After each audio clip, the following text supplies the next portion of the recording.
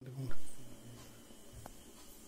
कार्यक्रमाचे अध्यक्ष प्रमुख बनलेल्या माझ्या बालमित्रांनो, आज मी तुम्हाला लोकशाही अनुभवासाठी जयंतीविषयी दोन शब्द सांगणार आहे. ते तुम्ही शांतपणे ऐकून घ्यावे अशी माझी नम्र विनंती. लोकशाही अनुभवासाठी समाज लेखक व शाहीर होते. त्यांचे पूर्ण नाव तुकाराम माधव टाकण्याचे होते.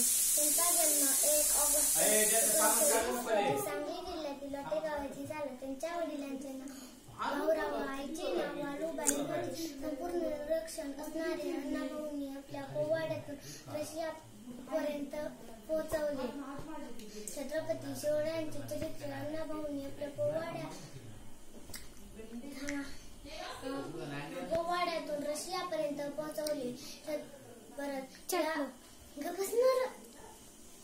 लोकशाही अण्णाभाऊ साठे हे थोर अण्णाभाऊ साठे यांनी 18 जुलै 1969 रोजी सांगली जिल्ह्यातील या जगाचा निरोप घेतला.